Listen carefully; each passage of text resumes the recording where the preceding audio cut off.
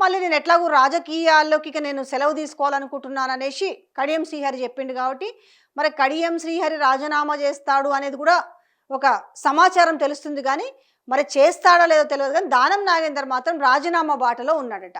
అయితే బయటికి మాత్రం నేను జూబ్లీ హిల్స్ టికెట్ ఆశించలేదని ఎక్కడో చెప్పిండు కానీ నేను ఇప్పుడు రాజీనామా చేస్తాను, నాకు జూబ్లీ హిల్స్ టికెట్ ఇవ్వండి అని అడుగుతున్నాడట. ఎందుకంటే ఖైరతాబాద్లో గెలిచే అవకాశం లేదు కాబట్టి నాకు ఈ టికెట్ ఇవ్వండి, నేను ఇక్కడ గెలుస్తాను, నాకు మంత్రి పదవి ఇవ్వండి, ఇది డిమాండ్. బట్ ఈ విషయంలో మాత్రం రేవంత్ రెడ్డి ససేమీర్ అంటున్నట్ట కానీ ఆయన మాత్రం పట్టుబడుతున్నాడట. నాకు ఖచ్చితంగా జూబ్లీ హిల్స్ టికెట్ ఇవ్వండి, నేను గెలిచి చూపిస్తాను, దెన్ నాకు మంత్రి పదవి కావాలనేసి.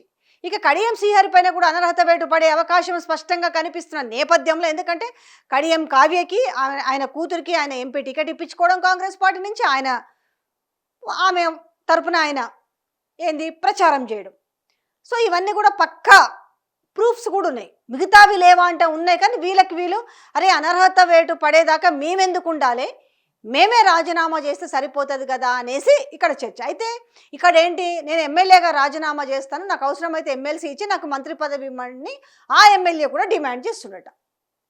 ఇప్పుడు ఏమవుతుందంటే ఈ ఎమ్మెల్యేలు కనుక రాజీనామా చేస్తే ఇందులో కూడా ఒక తలనొప్పి వ్యవహారం ఉంది ఇప్పుడు రేవంత్ రెడ్డికి. ఎందుకంటే తీసుకొచ్చింది 10 మందిని వాళ్ళనే. కానీ ఎంత విచిత్రమైన అంశం అంటే ఆయన మనం చెప్తుండే కదా, వాళ్ళు చేరలేదు, ఆ కండువాలు ఎట్లా అవుతాయి, ఇవన్నీ ఒక ఆయన ఫిలాసఫీ చెప్పిండు కదా, కరెక్టే కదా.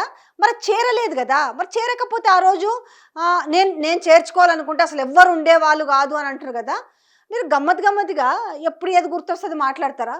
మీరు ఏం చెప్పారు, నేను ఒక గేటు తెరిస్తేనే ఇంతమంది వచ్చిరు, 2 గేట్లు తెరిస్తే మొత్తం ఖాళీ అవుతుందని మరి ఆ రోజు మాట్లాడారు కదా. మరి ఆ ఒక్క గేట్లో నుంచి వచ్చిన వాళ్ళు ఈ 10 మంది కాదా?